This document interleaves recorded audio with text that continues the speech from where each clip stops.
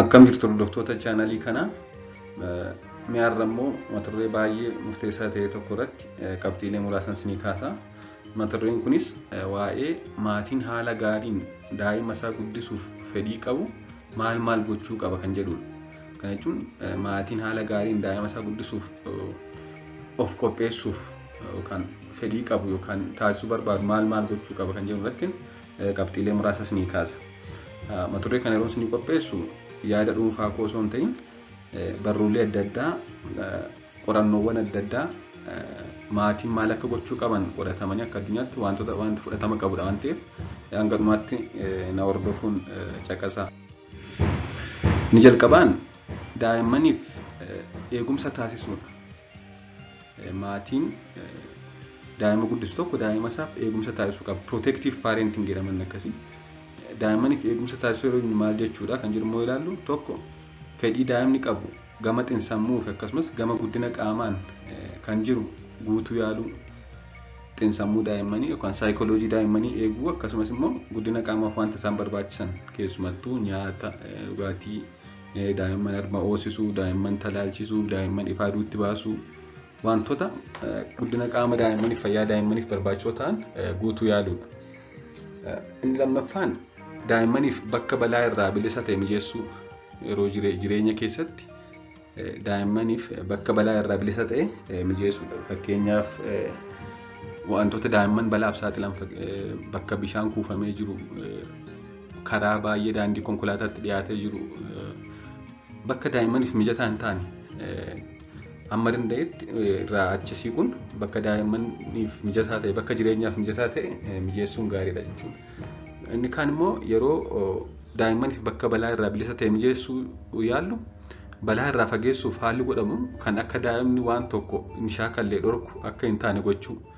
Maatiin tokko maal godhu daa'immanii waan daa'immanii balaaf saaxiludha jechuun akka daa'imni waan shaakalle taasisu akka inni waa qabee waan hojjenne waa walitti qabee fakkeenyaaf cirracha adda addaa dhagaa adda addaa muka adda addaa walitti qabee sibiilota adda addaa walitti qabee waan shaakalle taasisu. Maaliif of miidha jedhanii waan yaadaniif. Kun immoo daa'imman akka waan shaakalle taasisa. Daa'imman waan shaakalle immoo guddinni sammuu isaanii boodattafoo ta'a jechuudha. Kanaaf daa'imman eeguun gaariidha. Akka isaan of hin miine akka isaan dhibee biraa keessa hin galle eeguun gaariidha. Yeroo eegnu immoo bifa akka isaan waan shaakalle dhorku akka hin taane beekuu qaba. Inni qabxiin lammaffaan maatiin ofii wanta ta'anii argamuu qabanidha. Maatiin daa'ima guddisu tokko ofii maal ta'e argamuu qaba kan jedhu yeroo kana ilaallu ni jalqabaan maatiin daa'imman isaaniif jaalala tasaa agarsiisuu. We should have to show unconditional love. Unconditional love jechuun itti yaadamee jaalala agarsiisuu hin ta'in tasa yeroo daa'ima sana argu tasa yeroo daa'ima sana wajjin jiraatu jaalala tasaa daa'immaniif kennu jechuudha. Inni kaan ofii amala gaarii qabaachuu fi tasgabbaa'uu. The family should be kind and gentle. Ofii amala gaarii kan qaban ta'uu qabu maatiin akkasumas immoo ofii tasgabbaa'uu qabu daa'imman fuulduratti. Inni kaan maqaa guutummaan waamuu dhiisuu daa'imman. Daa'ima keenya maqaa guutuudhaan waamuu hin qabnu. Maaliif namumti kamiyyuu daa'ima asuuti gaafa maqaa guutuudhaan nu waamu nutti hin tolu. Kanaaf daa'imman maqaa guutuudhaan waamuu hin qabnu akkasumas immoo jecha naasisu jecha cimaa ta'e daa'immanitti dubbachuu dhiisuu. Kun baay'ee murteessaadha waan salphaa fakkaatu malee xiinsammuu daa'immanii irratti waan guddaadha. Inni kaan amala gaarii ta'an barsiisuu fi fakkeenya ta'uu. Barsiisuu yeroo jennu daa'imman ta'anii odeessuu miti ofii fakkeenya ta'anii argamudha. Kanaaf amala gaarii ta'an ofii fakkeenya ta'anii argamuu qabu jechuudha maatiin. Inni kaan rukkutuu irraa of qusachuu. Daa'imman rukkutuun sirreessuun waan baay'ee hin jijjiiru. Tasumaa itti cimsuu danda'a waan ta'eef amma isa danda'ametti daa'imman rukkutuun sirreessuu irraa hojjechuun barbaachisaadha. Qabxiin sadaffaan itti fufinsaan of qopheessuudha. Guddina daa'immanii keessatti daa'ima tokko yeroo guddisu daa'ima lammaffaas yeroo guddisu sadaffaas yeroo guddisu yeroo hundaa of qopheessuu qabna. Itti fufinsaan jechuudha. Maaliif sadarkaa kamirra yoo geenye dandeettii daa'ima guddisuu dhuma hin qabu. Yeroo hundaa of fooyyessuu qabna jechuudha. Dandeettii fedhii daa'ima guddisuu dandeettii daa'ima guddisuu keessatti. Itti fufinsaan of qopheessuu jechuun tokko waa'ee guddina daa'immanii fi akkasumas waa'ee deemsa guddina keessatti amala daa'imman agarsiisan dursanii barachuuf tilmaamuu daa'imni koo yeroo ji'a 6 amala akkamii agarsiisa? Yeroo ji'a 9 akkam agarsiisuu danda'a? Yeroo waggaa 2 amala akkamii agarsiisuu danda'a? Amala qofatu hin ta'in fedhiin nyaataa soo maal ta'a? Maaltu isa mudachuu danda'a? Maal gochuu danda'a kan jedhu dursee beekee qopheessuu qaba jechuudha maatiin. Inni kaan amala maatii gaarii ta'e kan daa'ima guddisuuf barbaachisan itti fufinsaan ofii qabaachuu yaalu yeroo yeroodhaan amala maatii gaarii ta'e kan daa'imman guddisuuf gaarii ta'e maadha jechuudhaan yeroo hundaa of barsiisuu of jijjiiruu yaaluu qabu jechuudha maatiin. Inni kaan waliin taphachuun yeroo kennu daa'immaniif yeroo kennu daa'imman waliin taphachuun baay'ee faayidaa guddaa qaba. Yeroo kana jennu yeroo daa'immaniif kennu akka isaan waan haaraa shaakalanii fi uuman haala mijeessuu fi akkasumas akka isaan shaakalan taasisuu qabna. Inni kaan waliin kitaaba dubbisuu. Daa'imman akka kitaaba dubbisan taasisuutu hin ta'in waliin teenyee dubbisnee yeroo dubbisnee booda kanarraa maal hubattan jennee gaafachuu qabna. Yaadni kanaa sii galeeraa jennee waan dubbifame sanarraa maal akka hubatan gaafachuu qabna jechuudha. Waliin kitaaba dubbisuu.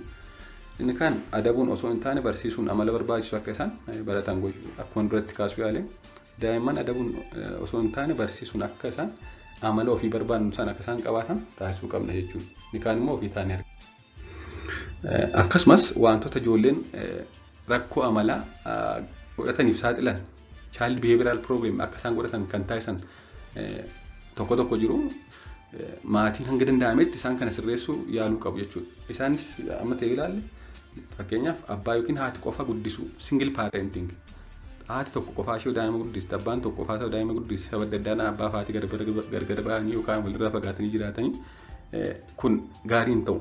Maaliif qorannoon akka agarsiisutti daa'imman haadha qofa yookaan abbaa qofa biratti guddatan kanneen kaanirra carraan successful ta'uu isaanii gadaanaadha jedha. Kanaaf amma danda'ametti abbaa fi haati waliin ta'uun daa'ima guddisuu qabu. Inni kaan umuriin osoo hin gahin daa'ima godhachuu. Umuriin osoo hin gahin dubartoonni waggaa 18 dura dhiironnis ijoollummaadhaan daa'ima godhachuun sirrii miti jechuudha. Kun daa'imman isaanii rakkoo adda addaaf akka saaxilaman taasisa. Inni kaan wantoota aadaa ta'an fayyadamuu abbaa yookaan haati wantoota aadaa ta'an hin fayyadamu taanaan daa'imman isaanii rakkoo amalaa yookaan child behavioral problem godhachuu danda'u waan ta'eef kanarra of qusachuu qabu jechuudha. Inni kaan hiyyummaadha. Amma danda'ametti hiyyummaa keessaa bahuu qabu maatiin jechuudha. Daa'imman hiyyummaa keessatti guddatan carraan jireenya booda isaanii irratti successful ta'u gad bu'aadha jechuudha. Inni kaan hojii dhabdummaadha. Abbaa yookaan haati hojii dhabdummaa kan qaban yoo ta'e daa'imman isaanis dhibee adda addaaf saaxilamu. Kanaaf ammaataa danda'ametti hojii dhabdummaa hir'isuun gaariidha. Inni kaan walitti bu'iinsaa fi mana keessa wal loluu bakka daa'imman jiranitti maatiin wal qoccoolluu adda addaa hambisuu qabna jechuudha. Inni kaan daa'ima deebanii sirreessuu yaaluu kana durattis kaaseedha. Kan hambisuu qabna jechuudha. Akkasumas immoo hojii humnaa olii hojjechiisuu daa'imman hojii humna isaanii olii hojii umurii isaanii olii hojjechiisuu fi kunuunsa kennuu dhiisuu fi kan kana fakkaatan kanneen sammuu daa'immanii keessatti bifa badaa ta'een bocamanii hafan akka isaan gaafa guddatan rakkoo amalaa badaa ta'e qabaataniif saaxilu waan ta'eef hojii humnaa olii hojjechiisuu hojii umurii isaanii olii hojjechiisuu kunuunsa kennuu akkasumas immoo kanneen wantoota sammuu daa'immanii keessatti bocamanii hafan jecha isaa ta'u wantoota adda addaa dalagnu isaan kana gochuurraa of qusachuu qabna jechuudha. Akka waliigalaatti kanan qabadhee jira galatoomaa chaanalii kana subscribe fi like gochuu hin dagatinaa.